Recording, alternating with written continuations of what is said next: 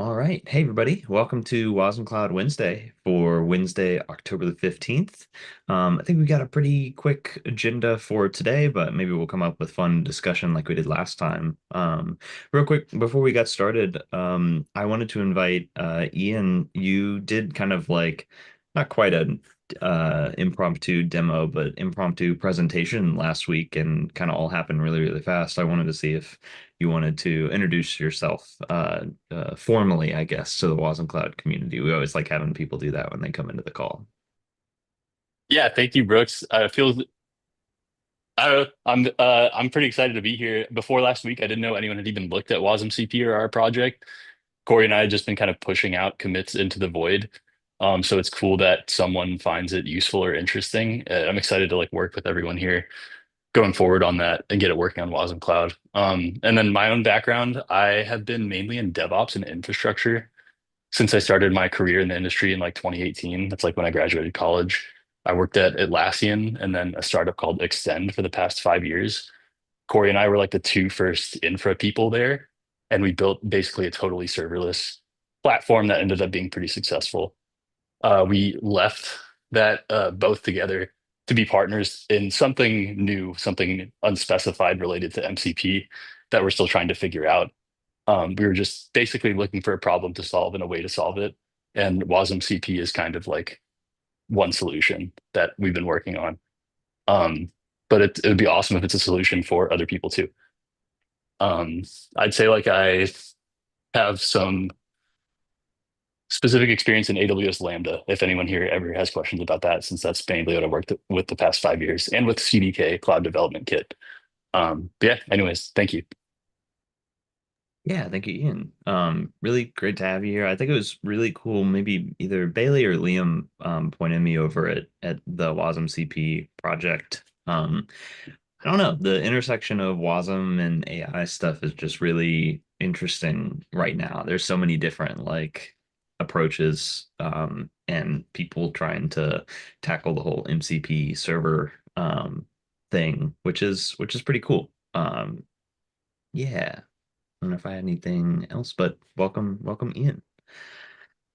Um, yeah, so once you get that working on wasmCloud or whatever, we'd love to have you demo in the community call. It'd be really cool to see. But I guess next week maybe. Next week maybe. Next week, hopefully. Got everything running locally and stuff, but just want to make sure, it actually works on Wasmtime and you have an out of the box like demo for deploying that. But yeah, I'm excited to show it off soon. Yeah, heck yeah. Well, hey, I think the only hey Yordis, hey Colin. I think the only thing that we had on the agenda for today, I wanted to do another look into the essentially runtime crate that I've been putting together from Wash. So I just wanted to do a quick like documentation walk through the docs.rs eventual page for when we publish the crate. Ideally, I think before on the call I've gone through like a VS Code walk, basically. Get out of here, Notion. But I wanted to show like what the top level crate would look like. Ian, you may find this interesting because I haven't looked at your code actually. Oops. But if you're like embedding wasmtime, then this will be it nope. Okay, cool. Just kidding. Haha. But for anybody who's embedding wasmtime, like this embedding of the wasmCloud crate is effectively just an opinionated embedding of wasmtime. So just a couple nice like wrapper types around it for when it comes to like running in the cloud or on Kubernetes. But also a ton of really nice facilities that we don't have today in wasmCloud. Sorry, I just saw your heart. So a lot of really nice facilities that we don't have with the wasmCloud host crate today. It makes it really nice and flexible for like the wash dev use case where it should just be offline. We don't need to run any processes. We don't need to do any orchestration, etc. So I basically ripped the top part of the README from the wasmCloud repo as it is today, which I think is great. I've seen different people do different things in the crates.io README, but I think this looks nice. Um, for wasmCloud itself, you can just run it as a binary, but I want to talk about the embedding API because this is what you'd work with if you were doing anything in Rust. And it's really simple. Right now, wasmCloud host kind of depends on NATs for its control interface. So sending commands to the host to like, hey, go download this component and start it. But the embedding API is meant to be something that's not using any network requests or anything like that. So you can build the engine from the crate, which this is basically the only thing in this struct is a wasmTime engine, so it's just a direct wrapper there. We have a concept of plugins, these built-in implementations of interfaces, which is, for example, HTTP server or WASI runtime config. These are just different implementations of a trait that you can plug into the host.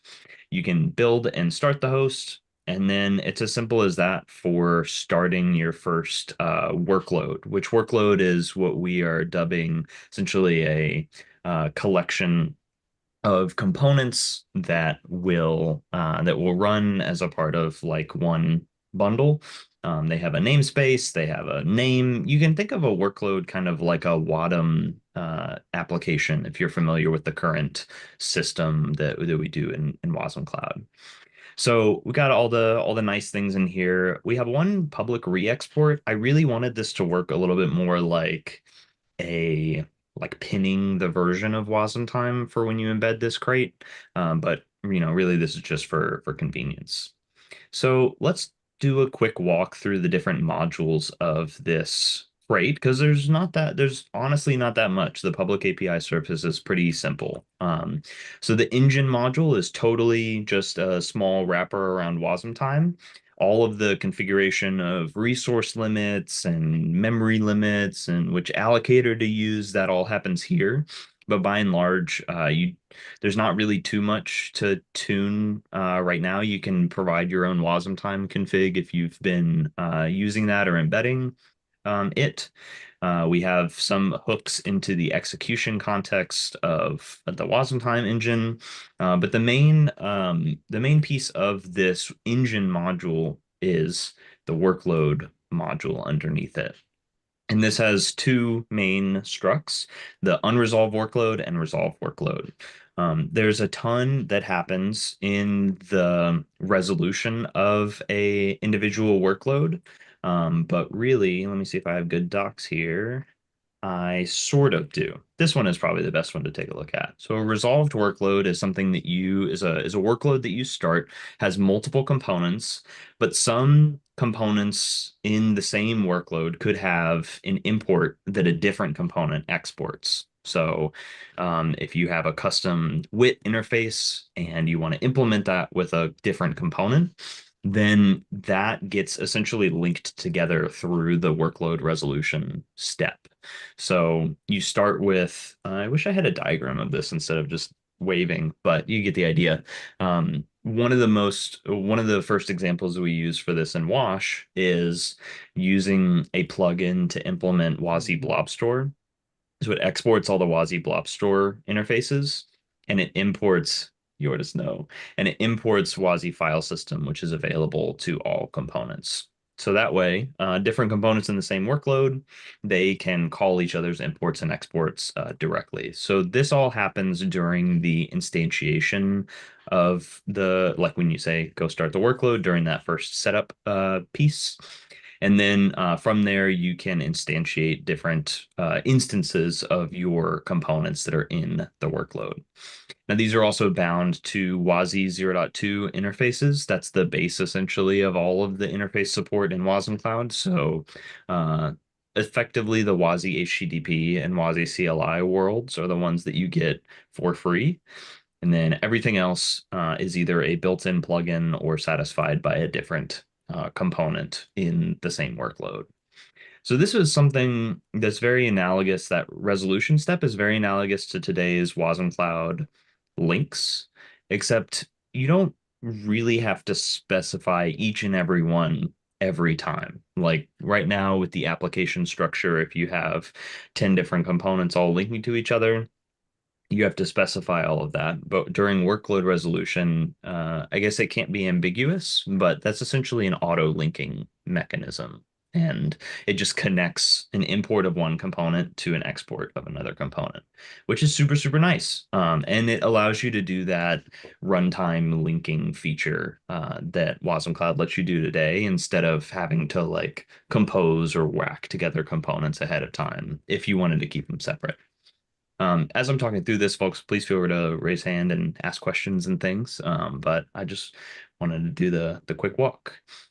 So the primary thing that you will embed if you're running this running wasmCloud is the host struct. So the host, I guess it's similar to the wasmCloud host of today, but it's responsible of managing the engine. It has a friendly name. It has labels so that you can do orchestration and scheduling just like hosts do today. We took a lot of the same fields, I guess, from the current host, like an ID and friendly name and labels. But this is just the main thing that you'll embed. So this is the entire little set of code. If you wanted to run your own wasmCloud host, this is pretty much all you need. Um, and then really the thing that we went th the thing that we vastly simplified in this version is what we used to call the control interface, but now it's just called the host API. This host API is a much more simple thing that hosts need to implement. You can get a host heartbeat, you can start a workload, stop a workload, and get the status of a workload. So super simple. I think the biggest change here is that inside of a workload, it contains all of the information that previously it would be like, hey, start this component and start this component and then start this provider and then create this link, like a bunch of imperative commands. This really kind of just consolidates that all into one place. And that's where you have all your config and your links and the different components that link together and the volumes that you can access. Um, I want to try to give like the historical comparison too. Hopefully, this is pretty useful for folks who've been working with wasmCloud for a little while. The big method of extending the host right now, which this is essentially a wholesale replacement for our built-in capability providers, is the host plugin interface. So there are any you have to write Rust code for this to work. There's not a WRPC layer to this yet, but that will be a host plugin, which will be pretty sweet. So if you have like I said, wasmCloud provides WASI 0.2 as a base set of interfaces. And if you're embedding or you're using washdev, then you'll get WASI config, runtime, WASI HTTP, and WASI logging all for free. We just kind of turn those on. They're like, present enough that we just want you to have them. But we don't do WASI key value or WASI blob store. But, maybe we can make an argument for that. But basically, if you're running a component in wasmCloud and you use any interfaces that are not these, then we will fail to instantiate the component. The component has those dependencies it needs to instantiate. And if you have your own custom interfaces, then you can implement those and provide that implementation to wasmCloud using this host plugin trait. So I'm calling these built-in plugins right now or host plugins. Um, the primary method you would do this in today's wasmCloud is through a capability provider. I think that this has a lot of advantages in terms of speed and customization, but of course it is kind of built into the host. So both are valuable. But in order to actually, instead of looking at horrible lifetimes, let's look at an implementation of this. So uh, WASI logging is a pretty easy one to grok. So this implementation of the plugin, like I said, wasmCloud doesn't know about WASI logging. It has no idea how to do it. You generate your component bindings using wasmtime, and you can use your own custom world. And then you just need to implement the bindings like host trait for the wasmCloud context struct, which you are able to do in Rust because this is a local trait for a foreign struct. But this essentially defines the logging log function. So whenever the component calls WASI logging log with a certain level, we'll emit a tracing event onto like our standard error buffer. So this is a really good example for taking a look at how this may be done, but you get to implement your own any WIT interface. This can be custom. It doesn't need to be a WASI interface. You specify the different versions and interfaces that you're actually implementing here. And then when components bind to this plugin, we one make sure that they're actually trying to bind to WASI logging, but then you add the implementation of this interface to the workloads linker. So lots of words there, but I think the TLDR is that we were really struggling to have some of these built-ins in the wasmCloud host world of today. Like it took a lot of effort to add support for additional built-ins. You had to touch like three different crates and you need to have a special way of starting them. But this is more of a like singleton plugin that's a lot easier to extend when you're running the host by yourself. That's really the interesting meat of the crate. The rest of it is, a bunch of types. So you can take a look at some of the things that we use internally. We have all of the types for like starting and stopping workloads here. Tried to stick with a really standard convention of like, here's your request, here's your response type so that it's really, oh, sorry, let me zoom in a little more. Here's your request, here's your response type. These are all the component is, basically just a wrapper around a wasmTime component. And then last but not, I don't know why it's all zoomed out on every single page. Last but not least, the WIT module, which just contains two really key types that there might be some analogous things to this in wasmTime and wasm-tools crates. Bailey and I were just talking about this. So hopefully I can just delete this module entirely. But in the meantime, it is really nice to have a very simple here's the WIT world, here's all your imports and exports that a particular component or plugin or host actually implements. And then WIT interface is your namespace package interfaces.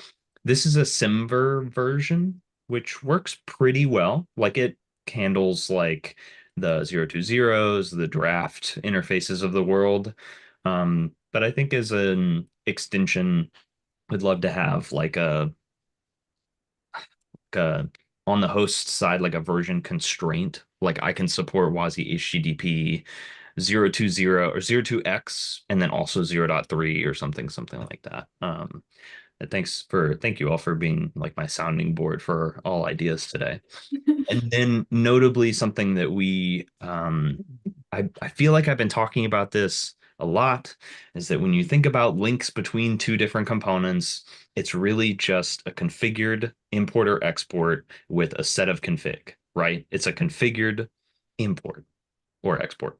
So this WIT interface struct includes the configuration that will go along with this particular WIT interface. So if you were trying to take an import for WASI key value, atomics, and store, and you wanted to link that to some implementation that stored that in Redis, then you could include your Redis URL here in the actual WIT interface. You configure it. And um this isn't something that you can do in WIT right now. For reasonably good reason. That would be something that you like build into the component, and this is specified at runtime. But this, I think, feels so much more natural than the needing to specify config on a link and say who it belongs to. It just kind of is the config. So most of the time, this isn't a lot. It's a port to listen on for HTTP or a path or a set of config for WASI runtime, WASI config. Um, but yeah, so I think there's obviously plenty more, very much more room for me to actually diagram this out instead of waving and joining, things together like a crazy person.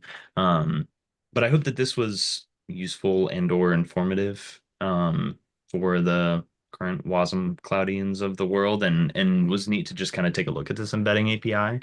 Um, could potentially show some more uses of this, like inside of Wash, but I figure I'd pause. Do folks have any questions or anything they wanted me to kind of dive a little bit deeper into with the kind of combined runtime crate? Brooks, I think it might be helpful if we did a explain it like I'm five. Why wouldn't you just use wasmTime? What's the difference between this and wasmTime? Yeah, it's a great question.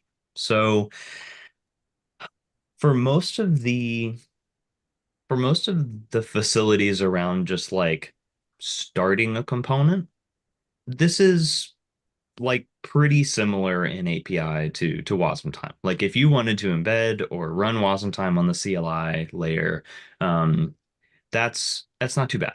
Um, what this But what if you want to run two components? It's a good question. If you wanted to run two components at the CLI level layer, or at the CLI interface of wasmTime, you would run two different wasmTimes from what I understand. When you embed it, you can run multiple components with wasmTime, of course. But now you've made your own wasmTime host, Now which you is effectively what your host RS is. 100%. Yeah. And, the implementation of plugins in wasmCloud is not so different than implementing essentially your own custom wasmTime host. Like you're still kind of dealing with bindings and things like that. But what is a lot taken care of in this crate is components calling each other.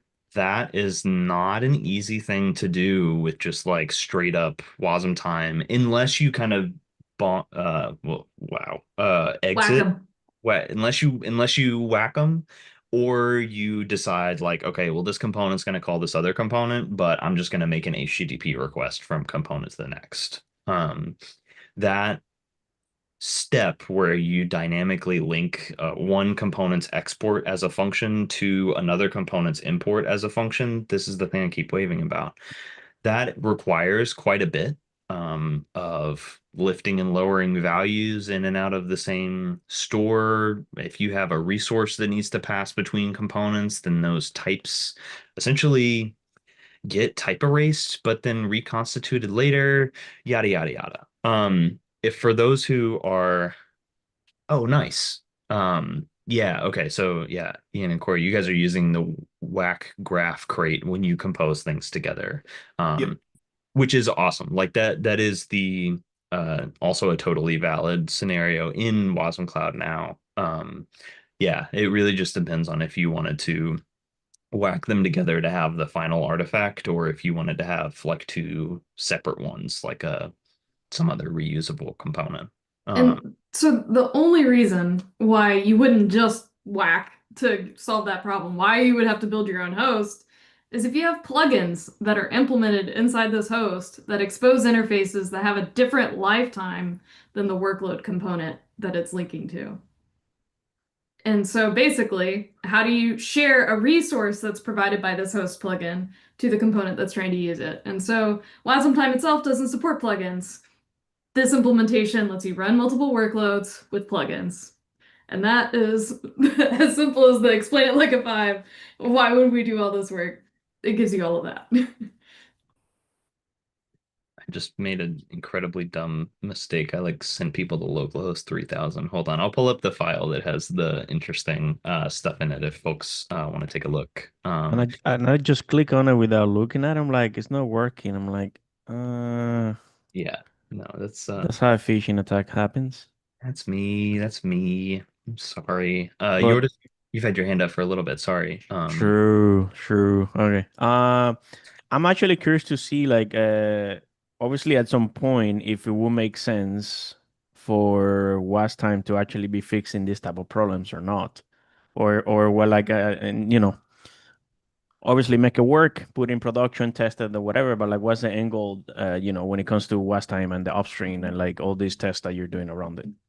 Brooks, do you mind if I jump in there? And then I gotta actually run, so I'm gonna like say a thing and then leave, and Okay. I'm Yeah, sorry. say your thing. Okay.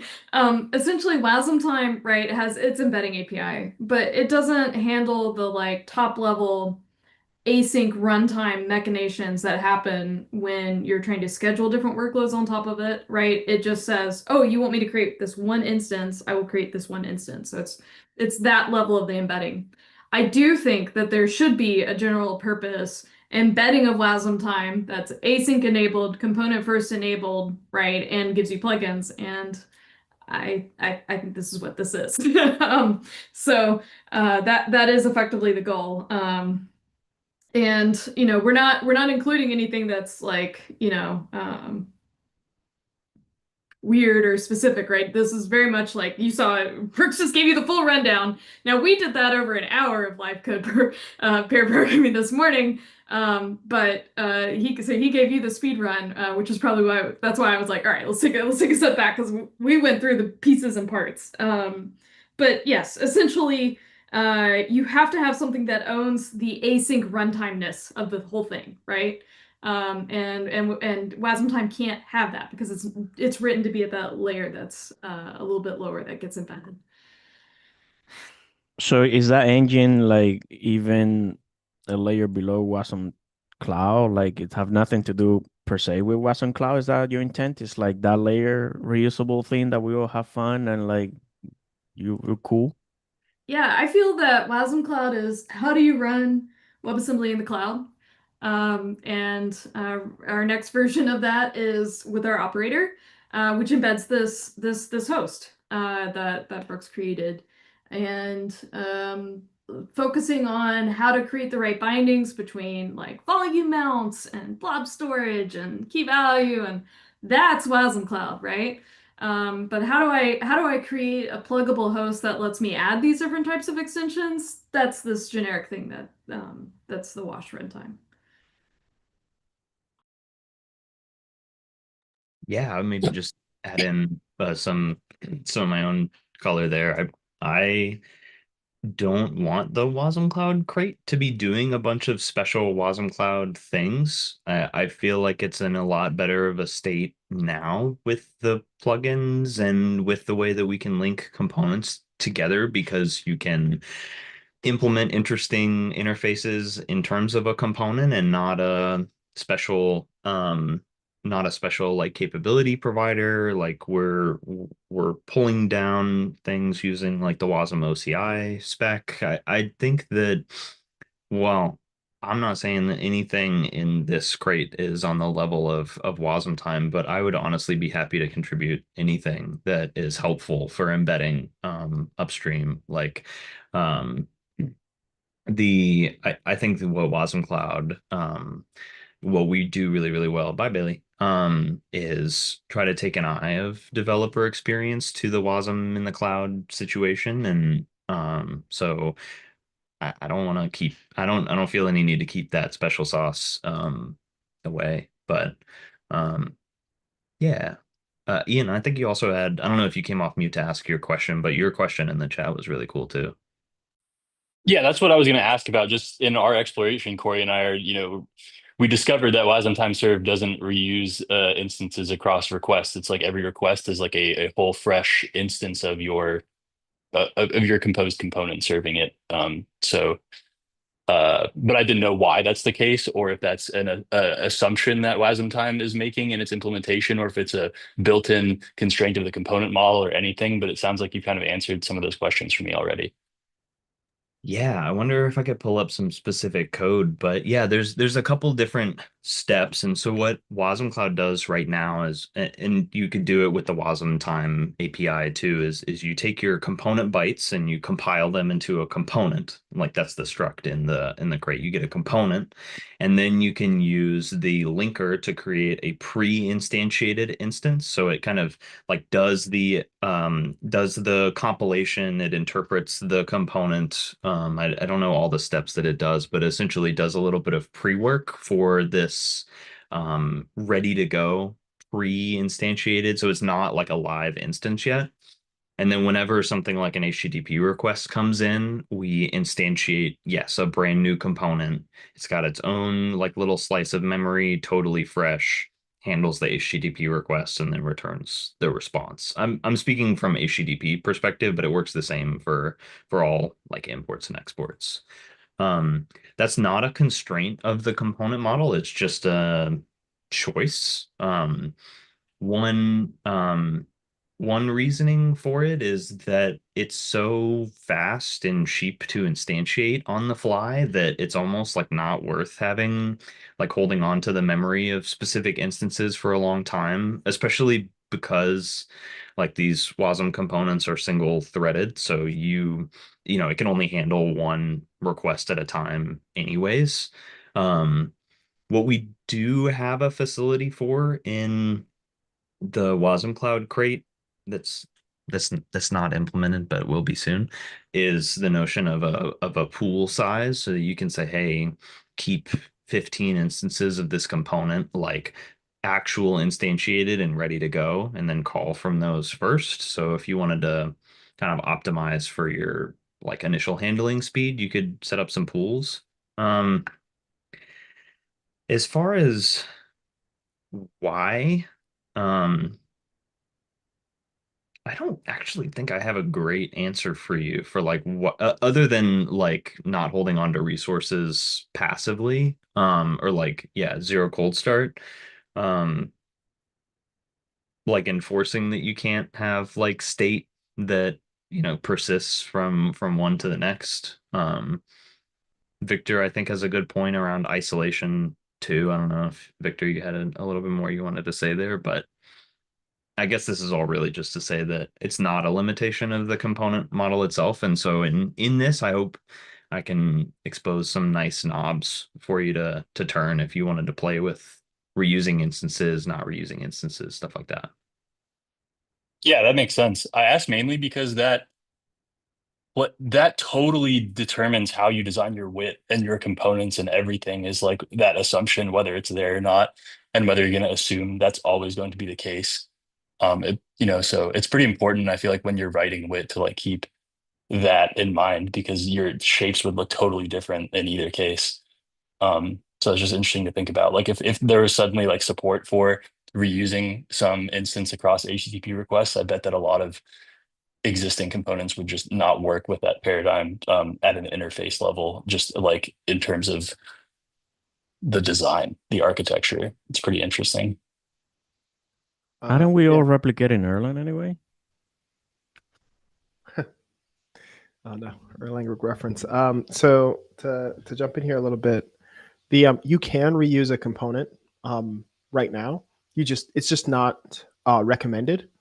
So there are some bugs depending on the ecosystem and toolchain you're using, because some toolchains basically expect that you will make a new instance, and so like we'll do things that don't essentially aren't reusable. But there's actually nothing stopping you from doing this. And this pattern, so it's basically recommended to recycle, or I should say really destroy instances when you after you use them for the isolation benefit. But you don't have to right now. You can reuse one as many times as you want, as long as you don't like have a memory leak or wherever else. And also with P3, with preview 3 sort of coming out, the idea that you reuse a component is going to become more and more common because we'll have async things like streams, things like futures, and in the future as well, threads, right? So right now you can't actually enter the same component twice, right? So it's like it doesn't the same component can't really handle two requests, let's say, that came in. But once we do have threads, you can, right? Like if you have a pool of components, you're kind of limited, right? If you can only use one per one request, you can't really re-enter it, if that makes sense. So in the future, I think there will be more examples of sort of reusing and like implicitly re-entering components and sort of using them across threads and sort of more not in a sort of like use and throw away manner, but for right now, like the sort of recommendation is, if you can, tie a component to some sort of like short-lived life cycle, like a request or an invocation or something else. Yeah, that totally makes sense. It's nice to know that the flexibility is there, and I don't know, like you said, just the examples are, I don't know, it's gonna be incredible to see what people can do with this flexibility. Um, even if it's not really utilized yet. So that's cool. Thank you. Ian, sorry to put you on the spot, but I think you said something pretty interesting. How would your WIT design change based on some of the assumptions that we talked about, like reusing an instance or not? So, for example, like it could determine whether or not you have an interface that exports resources that are then consumed by downstream components, or whether or not you treat that component itself as kind of like a singleton. Like it seems to me that when you define an interface, you're defining more like methods on the object that is the component instance that is exporting that interface versus thinking about it in terms of the interface being a set of stateless top level functions that you have to like send out handles through resources to basically do anything with in that way. So I guess it depends. Like you could, if you always assume that the component will live like will die with the lifetime of the request, then you can kind of safely create this kind of like this interface is methods on one instance of a component that will die. Versus if you don't make that assumption, that doesn't really work out well. If you have a component that is just a cache interface and instead of exporting a cache resource, it exports a get and a set function, then you could just have some kind of like global state in that component that only applies to that request and it's going to die and it's a cache just for that request. Versus if you had that component be reused across requests, then it would probably export a resource, instead of that. You wouldn't have that singleton state, if that makes sense. Yeah, it's like almost like thinking of the component as like a resource, that has it has a life cycle. It has things that you have to manage that life cycle and who's actually owning the individual component. Um, mm, mm. Yeah, no, I just thanks for elaborating a little bit more on that. I think it makes total sense. Because components serve different purposes too. Like if you have a little HTTP middleware, then like that has a different required life cycle than something that runs for a long time and keeps handling requests. Yeah.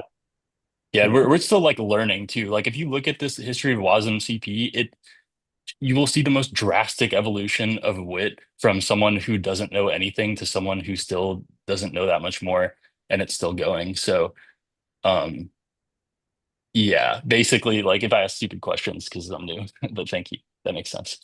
No, y'all's wit is one of the more well-crafted ones that I've seen. It looks really nice. So yeah. I think it's Ian, trash compared to the one on my branch, but good to sorry. hear. No. Ian, Korea, maybe as just a temporary place for right now while you guys are building, out in the open. Maybe do we create an MCP channel on wasmCloud where we can kind of like, share best practices and learnings and understandings. Cosmonic just put some tooling out in the ecosystem last week. Yeah, 100%. I love that. I don't know how to do Yeah. that. I don't know. Now it looks like it's you're telling me to get to a joke, like shake your hands like this, something. I don't know. But yeah, but I think if we set up a public group, I think there's a lot of interest in this. I was on the Hyperlight call earlier today, and folks were asking about this and thought it was a pretty good idea. I think you checked out the white paper that we published where we sort of walked through it. I'm recording a video right now that I'm going to post on the Sandbox MCP AI site, like a little walkthrough. So I think there's a lot of us that see the opportunity to address some of the agentic specific risks of AI workflows and to use WebAssembly to really lock them down. So 100%. Yeah, that's I, ha- exciting. I'm very down. I have Yeah, a good news for you. In the width, I'm trying to implement the map type right now since the spec is already written, and I'm trying to add it to the was tool. I forgot the name. Yeah, the was tool thing. So you're gonna have maps. So Heck yeah. Uh, show it, uh, show it. yeah, well, I'm struggling with Ross. It's like, what is happening? I mean, God bless AI to be honest, but but yeah, trying to get it done in the wasm tool thingy. I think to then add it to the with pageant thing. Yeah, I need to prove it. So the spec could be merged. Thank you for your service. That's awesome. I would love a map type. I prefer that we called it a dictionary. No, Dick. That no, would no, you're wrong. You're just wrong. Right? I think you know what video I'm gonna send you, right? yes. Yes. So you're wrong. Don't listen to him. Yeah, Yordis, whenever you have something that we can share, that would be really cool because I think that everybody knows you can do the list tuple string or whatever and in list tuple string list in component or in wit, but like a native map type would be really, really sweet.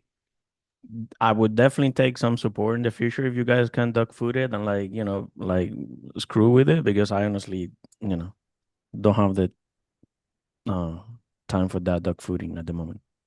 Yeah. Yeah, that'd be awesome. As soon as it's something that like, oh, well, I guess I'll have to do it in wit. Is it like an interface or is it like a built-in type? Like No, it'll a be built-in type. okay. Uh, yeah, as soon as there's some kind of like release candidate or something we can play with, that sounds really cool.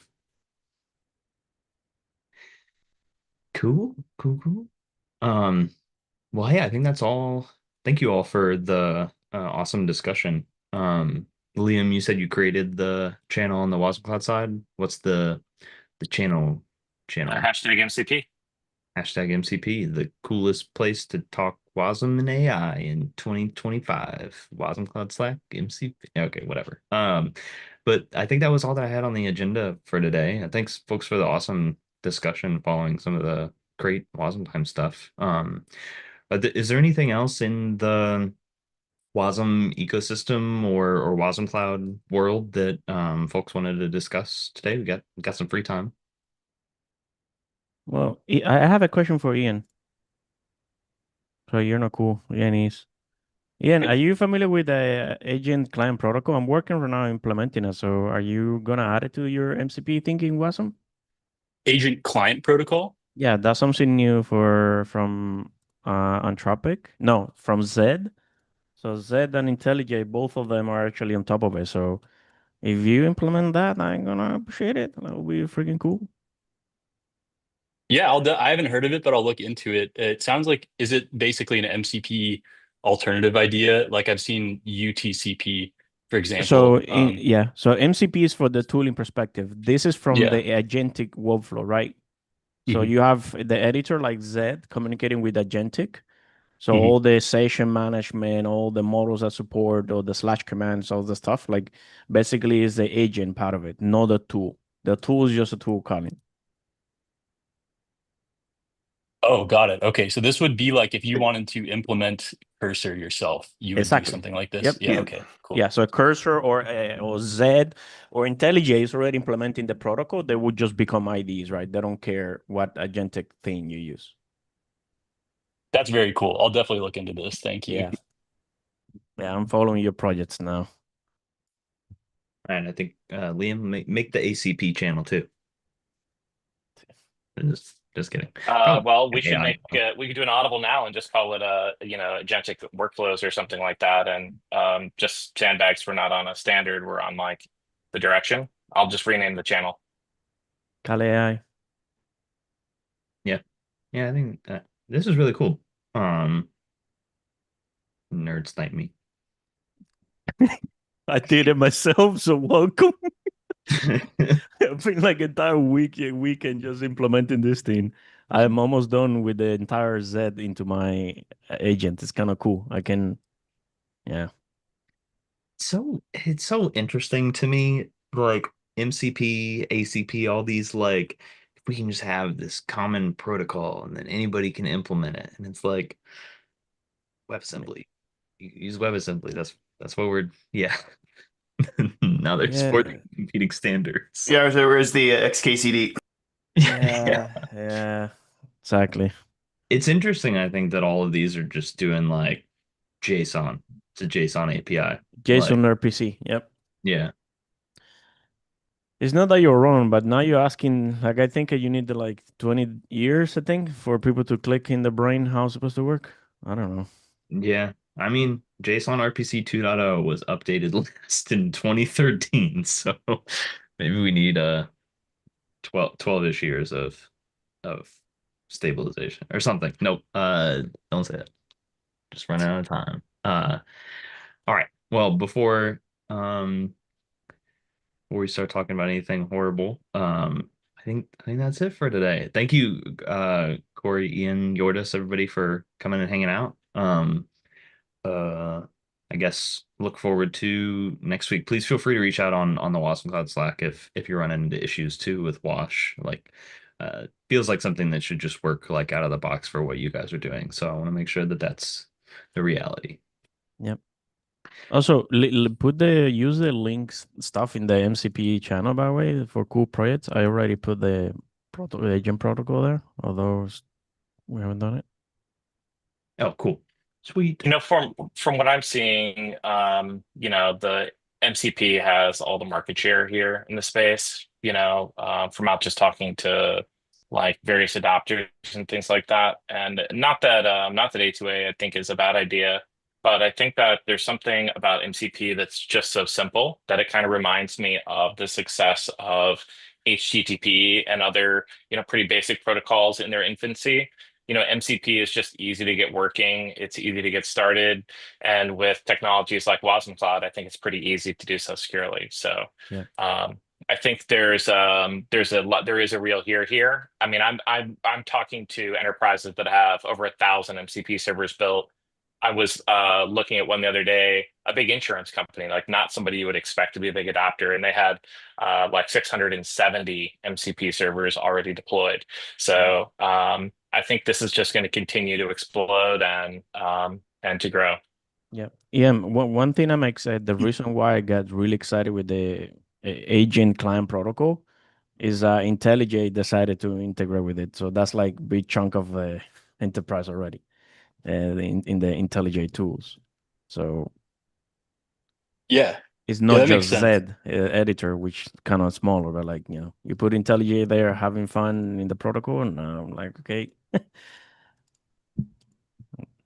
Yeah, yeah, that makes sense. And regarding MCP's popularity, and like to me, it feels like it's a JavaScript kind of situation. Like I think anyone who's really dug deep into the protocol sees the issues that it has and sees that it was probably more hastily designed than it should have been. And there have been some kind of big breaking changes, like regarding the SSE transport to streamable HTTP transport that have been a result of that. But it's kind of like JavaScript in that it's what exists. It's sticky. It's what has client support. It's what's snowballing. You can't just decide like, oh, let's replace JavaScript because it's not ideal for the situation. It's like that is the standard at this point for tool calling at least.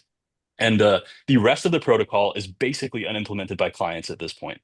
You can basically only do tool calling with MCP at this point, and even that is like a miracle to be able to actually do universally. So hopefully in the future we'll get like actual client support for elicitations with timeouts longer than 30 seconds and like all the other bidirectional features that are supposed to be the entire reason MCP exists. So it's a pretty interesting state of things right now. But yeah, I don't see anything else just coming in and becoming more popular than MCP, at least for tool calling, anytime soon. Yeah. That's just my take though. The ACP has built-in async communication to some extent, Ian. So most likely that could eventually make it to the MCP because they have like the concept of notification, like from the backend sending messages to the clients. Yeah, that makes sense. Yeah, I get MCP has that as well, but it's implemented in a weird way, I guess, because it doesn't. Did the ACP like assume some kind of local connection, like standard IO only, basically? Is that the idea? Yes. Okay. Yes. Oh, I guess that makes sense then, because it's for IDs. So it probably solves a lot of the issues with doing the bidirectional communication over the network without WebSockets and stuff. Yeah, right now it's a standard IO with the JSON something multi-line thing and then JSON RPC payload. Yeah. All right, so very similar then. If there's anything Wasm can learn from MCP, it's that, just putting it out there and having like, I mean, look at there's for being so new, there's such a wild ecosystem around MCP already. Like the amount of connectors and things. Like, oh yeah, I'll just plug it into Azure Cloud and now I can tell my chatbot locally to start a VM for me. Like it's wild. It's pretty wild. Yeah. And it's cool how they've implemented it. I think the good decision about MCP is the fact that it's a bag of capabilities, just like a component is. And so they're very symmetric. When you read the MCP spec next to the WIT reference, it's pretty clear to be like, oh, these evidently should go together. There's like some similar underlying spirit to the design that I think plays really well together. And that's part of the motivation for wasmCP. So on my branch right now, basically what you can do is compose any number of tool components together, like pre-published tool components without having some kind of configuration file or composition or anything. It's just a whack plug pipeline through the whole way. So you could, for example, just be like, add this tool from this OCI registry to my component, and it's there. And now your component has that tool. And your MCP server exposes all the like total composed tools in the component. So that's like a big goal of wasmCP because that is a goal of MCP's architecture from my own interpretation of it. So I think, beyond being useful for just like running MCP on WebAssembly, like a component native um, framework for MCP actually could end up being the best framework for MCP in general. That's my bet here, or Corey and I's bet. Super cool, y'all. Really exciting stuff. Thank you, Yordis, for nerd sniping us with another client protocol. It's fun. Yeah, I'm gonna create my own agentic thing. Nice. YCP, Yordis client protocol. Nah, I have a Trojan. Trojan, the Cuban bird, Tokororo. You know what that That's is? the protocol name. No, the program name. It's a No. Cuban bird. Let me send you the. Okay, is this thing? Oh, Yeah, bird. yeah, that's a like Cuban bird, like that. I'm calling everything now Trojan. It's like, why didn't I come up with this look? It's like tiny, but really beautiful. Hmm. That it's not that one, it's this one. Yeah. Oh, yeah. Well, true. I thought you said Trojan too. Um, Same. welcome to wasmCloud After Dark bird watching hour. Sorry, guys, accent.